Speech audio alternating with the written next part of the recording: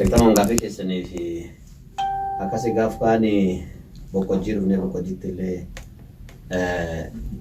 waazii dhagaa ifannee yoo adda. Tolkaanee amma warra tokko warra tabliigaa waagdhaan takka achi jirti. Irraa salaannee baannee waazii nu yaamte amma masjida tokko gara fannannee amma saguree ennaa beeka galgaluma saguree ennaa. Nu yaamte garam jeentan akkasii jennee amma gurbaa tokkollee gaflaa qabaa. Mallaa gaafsanii birrii 40 nuu kenniti. Warra tabliigaa kun. Akkana deema isa keessa malee itti himne mallaa gaafsanii mallaa birrii Itoophiyaa san birrii 40 nuu kennite.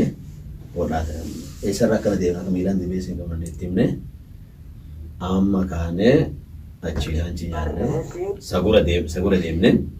Galgala kan sa'a lama shaayii saguree magaalaan qanni safaraa wayita saguree jalaa achi galle alaa kulli an waazii daawaa karaa kana eegal dirqinni eegalchiise waazii jechuudha. Taajirtanillee mallaa qarqara. Hedduu taajirre duuba achi kaanee amma saguree ganama biroo seennee asallaa asraa dhufne goontee galle. Amma kan asitti goonteetti namoonni darasaa kashee manguddoo raadamaa gadhaqee oluuf asii wal dhufu. Masjiduma keessa wal agarree garam deemtan akkana. Fira qabdanii nuun jedhe hin qabu. Mallaa qabdanii hin qabu. Akkanatti anas hin gadi deeminaa hubartee firan qabaan yoo mallaa qabaan waan masjida golanii fonnaan hin jiru taphni akkasii kun hin jiru barandaa buluu hin dandeettan hin dhumtani. Busaalleen isin mana gooti. Abbana keessa dhuftanii didee nama amma asitti wal marumne namni garii lakka tokkoltinetuma deemna namni isaan deeman ammoo ana intinne an ol deebi'e asallaallee amma gara goljootaadhaanii asallaarraan gaman achi gara siwaa dalagan amma jennee gara siyaanee ganda bombii jedhamu dhufne abboo. Ganda kana masiiraaf birte kiristaanii wal bira imaaman argitu nam tokko talaatu agartu. Ganda kana dhufnee qaraqaraanii wanna irra cufane dubartii wayii yaamne fulfii nuuf fidanii yoo qaraqaraan kun banamuu irra danda'ee diimatee jechuudha. Nam tokko dhufeen salaatu masjida kana. Nam tokko dhufeen salaatu. Faranjii odeessan takka taate. Ofii amma dura ta'an kore masjida dheeraan galgala dhufe. Yoo salaata nu deessa. Masjida akkana bannee sheetama akkuma seenu tayfiin surree keessa jiru nu ultutti. Gara seenuun dhabnee ala gayyaanee magriiba ishaa ala salaan. Manaan nuun galatee namtichi kun manaan nuun galatee maal rakkoon jennee gaafanne masjida qabdi. Lafa anam hagasiin beeku qamadii gubbaa jira ramadaan dhufuuf akkana birraadhaaf birraa qamadii gubbaa jira. Maal lafti kun masjidaati jedhan.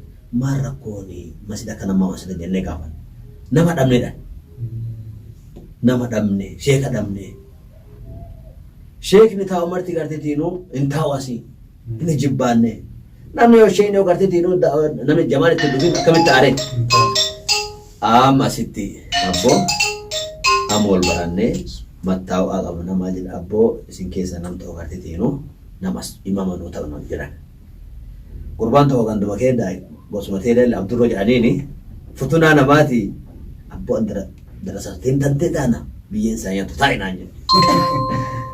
Ana ammoo waan xiyyaafuu waan beeku ana imaama ta'ee asitti gartee ta'uu danda'u ramadaana gartee chaanannee biraa deemne angaaf san gartee majlisa keessaa dhufee reef kitaaba osseene mi'aa kitaaba tureef arguu jira ittuu hin beeyne akkasii gartee ganda sana gadhaallee hin deebine gaafsa laal lafitun siturraa galfataadha yoo asteet kana siturraa galfatanan ana amma gaafsan dheebuu ijoollumaallee waan jirtuuf mi'aa addunyaallee hin beeku ana amma gaafsan ammoo sa'a kanatti garteetinuu osoo waan baratii waan beekii yoo ta'an garteetinuu jedhee hin didee tartiiba saniin angaaf kan ol deebi'ee ramadaan ol deebi'ee boqojjii salaachisee ramadaan ol deebi'ee boqojjii san salaachisee gaaf kana duroome abbaan. Akkasiin waan ramadana salaachifnee horii waliin baanee amma jisa gaafa majlisa deebantaa jira. Inshallah. ما شاء الله ما شاء الله عجائب كم تتاجرني سمراتين اولا فرتم سنت ايه رشيا كم تركم لنا ميغا باسات من سالين جيرتو اسنومي وان اسمو بتكبر بيننا بسم الله الصلاة والسلام على رسول الله صلى الله عليه وسلم دوبا واني باروف برچو خنا كيسا نما مدتو كما ريفشيني جراني وان قابتو جرا وان قابني جرا واني سلا واني ترتيبا سغانتانو زوت ديماني وان نمي تو كل هاساي فيتوميتي دوبا غابتو كو غافا برتا مدرسات رتي ديبا يكون نما وان ففرد دوسيا أستاذ نتومو في مجاهلة قاجرني عبد الرشيد راني رشيد يكون باي أرتومي مرورا رشيد يكون غبابا شيني سلا أرتومي تو إنك مريد فوفيد بارزافي وني جبي سانكيس جرا أو يوم مدك أبي مريد وموجايسا أما شيني تفتتوني لما كان في وما باتو ده آري أما شيني وفي باي شيني باي جنان اللي كتابك يا ولد ده تمان ترابا ناري أولاً بيبيسان كيس إم باي دوبا يوغا ما محاضرة كمي تجال كابداني قلوفني أجايب ربي لفتي أنا واتبرد اللي أسمع أفاني اللي أفاننا لفكنا بيتنا مواهيم في اللي ججابا إياه فدي جنا مغارا كايروانغي سنتيكو نمفان كينا دوبا تجرا جراني أسيدين ديمي أني اللي تقو غرا سوان توريفين بيكا ديمي مسجد هروما أما كشيك إمام نجاشين اتماما كان سين أني غابسني ركتا نرى مرتي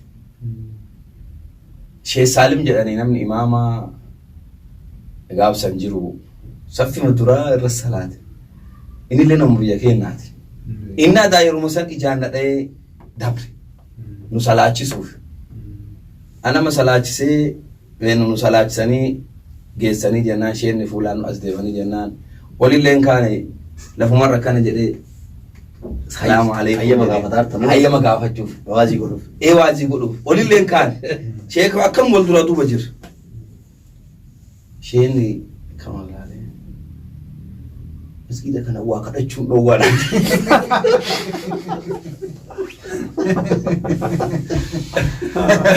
هذه ما درام دي انت كم ما درام دي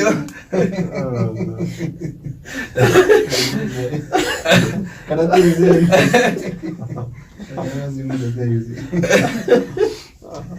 أما جبات ده تماني أبي ده كنا واقع أجون أولا أنا نو ركتا كنا سالي إيه نو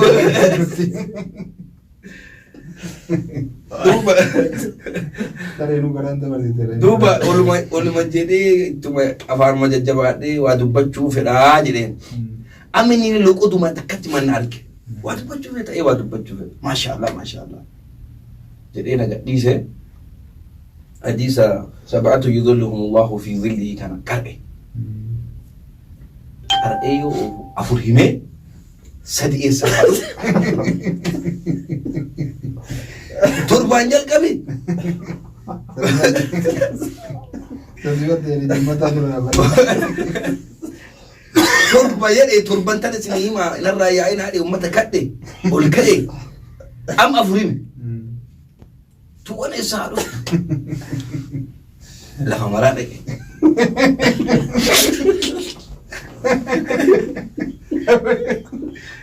وما وني قرآن دادي سيادة جيزا سبيتا إنما هذا شيء سنيرو إيسكي يا أبو تربة جدي مكانه يوسف كاري يرسي تومان كأو يومان بيتي كمان أوفو جردا كمان أوفو جرا إيسكي يا أبو كأرا سيتي برد كسلاك يدي وما وان تأوشوفا سلام شمت تدي مجر يواجه نقرفاتو ولينغيان تنتو أسي كدتشو نتو نانجراني نريفتيساني دوبا دمرتي إمبالا بس أما وما دبي جناني إن شاء الله ويا ولد برا ولد دبنة سدينا فتما غفتا أما مرة باسة تجيب إيه ما لبافر دبي كا وما أوفارك وما كدوم على كايام تكفى كنا جدامي mee lammaffaa maal jedheenu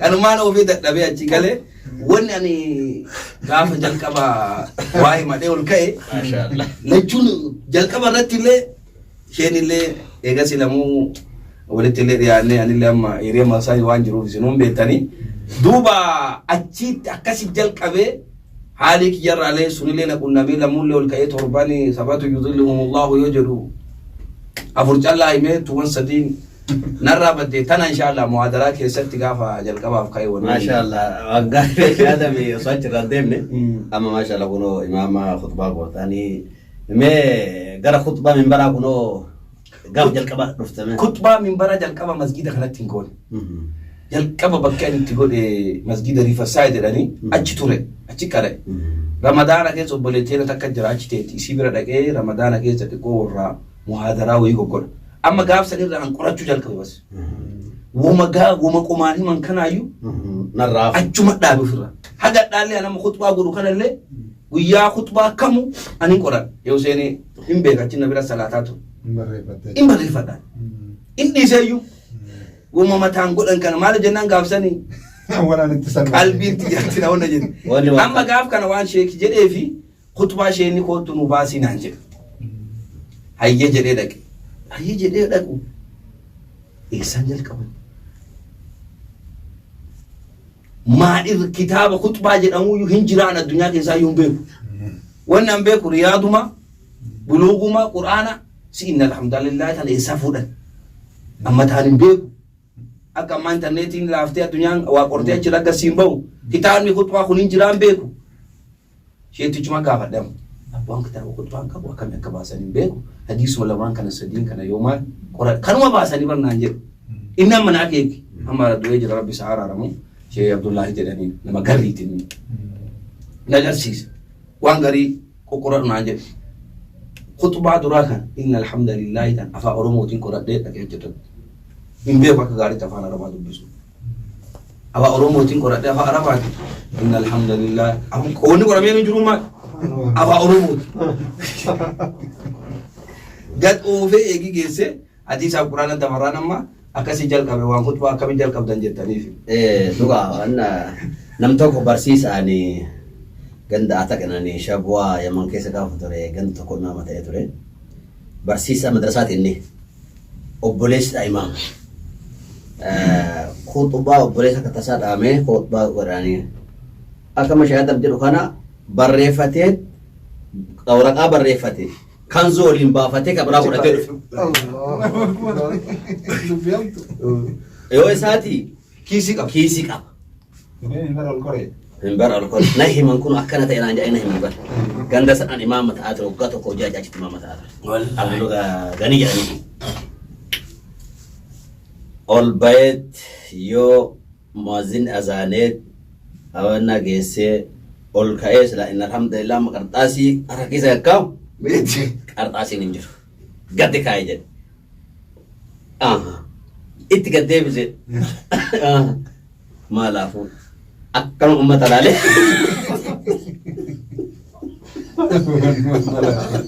Apa duit ini benar-benar. Wan kok dapat tara sediar kisah gede bisa.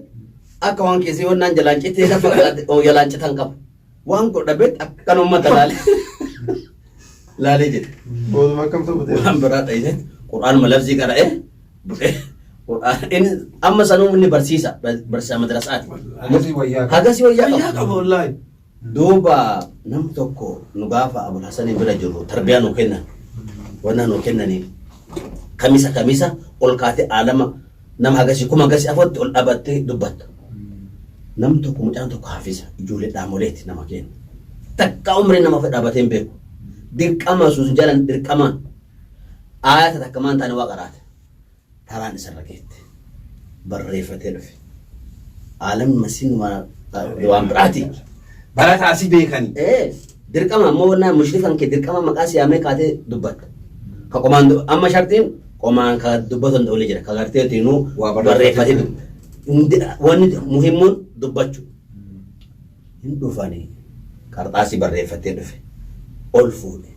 Mucammaan haafizaa kun mee gartee iji namaatu bara. akkana hollate akka nama wadhaa kanatti yeroo jalqabaati. yeroo jalqabaatiif kanaaf mudannoon waan ajabaati akkasii mee sinoo nama afur kana dhaabatu kana Facebook ma online marra moo online atu beete rakkoon qabdu kanama beeta waan asirratti yeroo jalqabaatiif ayatami waa himtan eessa waa himtan mee nu yaadachiisame Iyatu nama sa'aatii illee dhumatti. Yeroo dabarfannaa. Irrumamee gabaabsaatum. Guddoo naan qabu ani akkuma amma ishee adda jedhee asumatti ilmi walitti bayuuni. Gaafa duraa baaltoo kan jedhan tokko gad dhufe isa irratti barsiisuu eegale. Akkuma amma feesbuukaa kana duuduma waan oofanii daandiitti nama duraan dhaabatan. Suni darsimaa achirratti agartee kennaa ture achi booda ani muhaadaraa yeroo duraatiif eessatti dura dhaabbadhee yoo yaadadhu nama haqiiqatti. Hedduu haalli tokko amma kan lafana jiru namni lafana barate carraa akkasumas hidhatti waan jiru argatu. Haalli sunillee xiqqoo waan dhuuf amma carraa ta'ee namni xiqqoo amma shaadamu nama afaan keenya dubbatu waan ta'e malee carraa nama gabaabataa beekarratti yoo waa himu. Waanti deemtee waa timtu jiru. Bannaan kun hedduun jiru. Akkas inshaallah. Bareedamee gara sheekaa bakkii waazii keessatti wagattaa isiniin jedhan ajaa'iba jiraamee yaadattu daawwaa jalqaba keessatti wanni isiniin suuraa isin yaadachiise suuraan itti eegale waylun lilmutaffifin الذين إذا اكتالوا على الناس يستوفون وأن ما شرتني في التنجيل mana bargeeti mana wana dhugumsa jedhee dhufee magaalaa nageenya arsitti wala eegale mana birraa eegale mana basirraa dhugumsa jedhee daawwachirra eegale wanni ammoo na mudate gaaf tokko ol ka'eeti biyyuma san keessatti baadiyyaa asitti ol ka'ee muhaadaraa godhe wanni ilmiin an qabu jirtu ture dubartii ilmoo hoosiftu tana isin akkamitti soomarraa dhoorgitaniin jee gaafa isin duute guyyaa qiyaamaa gaafa rabbi gaafate ilmoo isii santu ibidda irraa deebisa ibidda jahannam jee maal jechuu keessan ibaada irraa maal godhutin jedhe lole beektaa hadiisa rasuulaa quban qabu dubartii garaa qabdu yookaan tadeessee ilmoo hoosiftu soomana dhiisuu shari'aan akkaayyama sii goote gaafa ilmoo san hoosiftee gartee ilmoo jabaatteef akka kafaltu akkasuma garaa qabdulleen gaafa deessee wanni jette jajjabaatte akka kafaltu jechuudha kana quban qabu dhiisa kanan beeku siin soommantu ta garaa qabdu jettanii ta ilmoo qabdu soommantu jettanii guyyaan nyaachiftanii jahannam gartee guyyaa qiyaamaa ilmoo san turaa dhorga jala beekta walumaa galatti wanni amma shayaadamaa sawaanis kashee usinaa sabes kanaa zawullee jechuudha dogongora wanni gariin wanni akkaataa da'awaa irratti dogongora hedduu dhufe ijoollummaa wal qabatee jechuudha jarjara ijoollummaati wal qabatee xiqqeenya ilmiiti wal qabatee dogongora hedduu dhufe jechuudha namni lafa bulee bikka ciisutti barii lafaa arga jedhan namni lafa bulee bikka ciisu ciisee lafti bariitee kayyaan hin agarre barii lafaa arga jedhan amma xiqqashuu achi sisiinee jira waa hedduu haga tokko waa jarrabnee jira addunyaa tana waanni amma nuti haasofnu kun shabaaba lafaa dhufuuf akka gorsa ta'u hamaasummaan isa fudhattee osoo bikka himan hin gahin waa himee akka waan balleessine osoo hadiisa rasuula akka hin balleessine in jaalata jaalalaaf hima garuu jaalala keessa adurreen maal nyaatti nyaan ilmoo nyaatti nyaan jaalala keessa waa balleessuu keenyatu argama jechuudha jaalala keessa hukumii malee namatti godhanii karaa malee deemutu mala nama ajjeesuun mala hukumii malee namticha banii Israa'il hukumii godhe osoo shari'aan hedduun beekini waa xiqqoo beeka namticha lubbuu 99 ajjeesee itti dhufe toobaa barbaaduudhaaf rabbiin na araaramaa jennaan akkamitti araarama nama 99 ajjeeftee moo jeen naan araaramu eessa araarama fuuta shurkaa isaatu nagartu jennaan atu min abbaaki maal gootana fuuldura dhaabbattanii jeesallee dhibbaan guuttate namtichi sun namticha kaan illee tilii keessa naqe ufiifillee hoo lubbuu dhabe akkasi uf kasaarse jechuudha xiqqeenya ilmiitiin hogguu sosso'an hasaaraa Ustaaz guddaa waan isin jettaniif kitaaba tokko biyyarraa naa erganii kitaaba toohida ofirraa qabu. Kaarbayiin illee Kaarbayiin illee qabu. Usuula illee qabu. Usuulu salaasaa illee ofirraa qabu. Kitaaba san biyyarraa naa ergan. Kitaabni sun waa sadii qaba. Sadii san keessaa allamatu qara'e. Kaarbayiinaa fi usuulu salaasaa jallaa qara'e. Toohidaayyuun qara'e. Sheeka tokko Shee Muhammad jedhanii soddaa kenna. Amma gara UK kana jira. Isattu gara sekshiin 3 sanitti maatii keenya barsiisa. Waan irra wal mormine.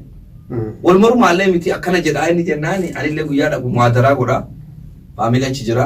Wanni qaraatan usuulaa fi arba'iin. Arba'iin. Toohidaayyuun qaraan. Kitaaba lama qara kitaaba sadirra waan achirra jiru. Anama toohidaayyuun qaraan. Anamma muhaadaraa godhee na waan gaafatanii jennaani akkas hin jiru jedhe. Waan isheen sun jedhee jiru anamma maal isa faallaa deeme. Isheen kun akkana jedhaa jennaan jirtuun akkasii jedhee dite. Amma guyyaa kaan Kitaaba kana keessa hin jiru. Kitaaba kana keessa hin jiru. Amma eegitti sii dhufa. Amma guyyaa biraa sheekaa waliin dhufnee gaafii tana uummanni kaasa. Kaasee jennaan anillee dite. Inni nama cimeessa nama babbaratee jirullee inni nama waa argee jiru. Homaan jedhu ilmeellee wagas guddoo ta'uu baate. Nama waa fa'aamu Aqliillee taatu waan aqliillee taatu waan qaba. Anamma aaree kitaaba jalatti darbeeyyuu mee baasika kitaaba kana fuudhu waa jechuudha. Yoo akka hiyyaa kitaabni duraa duubattuyyuu maal kan wanna hin jiru bas kitaabni dhume waan isin jettaniif jarjarri dhugaa akkas nama godha dhugama suuta deemuun yoo godhanillee hedduu hin jiru usu jechuu baatanii usu jechuu baatanii kanuma callaa usu jechuu baatanii waan beektu himtee waan biraa kanuma callaa usu jechuu baatanii irra maaliif jennaan diiniin bal'oo namni akkuma ol deemuu waa argaa si galtee kanaaf usu akkasitti namatti gabaabsuu baatanii karama kiyya kana callaa akkuma anfaame kana jechuu baatanii bal'isanii gaafsa nama tanteellee taatee kan nama biraallee taati. Nama biraallee taati. Maaliif jennaan kilaafiin illee beekna lamaa waan jirtu lachuu jiraachuu dandeetti. Waan akkasiiti inshaallah. Asirratti waan ajaa'ibaati. Yeroo akkana jiru jam'aata keenya da'awaa irraa nama dhorguutti hin jirru balli bu'anni walau ayaa jedhe nabiin keenya alayhi salaatu wassalaam. Wanni geessan osoo ayata takkallee taate ayatatti dhageette san geessi rasuula jedhe. San geessuun maasiyaan qabu. Akkama shahaadam jedhe kana tana malee jirtu jechuun ammoo rakkoo biraati. Tana malee jirtu hatta haga amma sadarkaa amma jirru kanatti tana malee jirtuun waan hadiisni hin jirtu jedhee nu ibse malee hin jirtu amma labsii waa fakkeenyaaf waa murtu jiraami. San malee haga amma hin jennu. Maaliif jennaan fawqa kulli dhii ilmi alii wanni waan asliyaatu miti umri gadhuma malee ilmi hin dhumattu. Duuba kanaafuu Sheekh Zabuurtu wasallallahu alayhim barsiisaa keenya Sheekh Zabuur jedhanii darasaa nama 5,000 barsiisna jedhanii afaan isaanii tunni man gaafas dhufan nama 5,000 gaafas dhufan sani alama sitti walitti yaa'ee kursiirratti jilaalan ijoollee uskuula na fakkaatti jaa ani darasaan tiyyaa'u wanna guddaa jedhan konfereensii guddaa naaf xiqqaate nama 5,000 na fakkaatti jaa ta kursiirratti teessu garte nama 5,000 gaa duba isaantu waan jedhan yoo waa himtan waan san akka sheekarraa itti fuutan sanitti akkasitti hafasne obbeeytan akkasi geessa jedhan wa illaa yoo akkasitti hin geessin man kadhaba calayya mutacammidan falyatabawwa maqadu min annaar hadiisa santu isin dhaqqaba jedhan namni kijibaan irratti odeeyse ibidda keessaa bika tolfatee ka rasuulli jedhu hadiisa santu isin tuqaa kanaafuu akka dhageette sanitti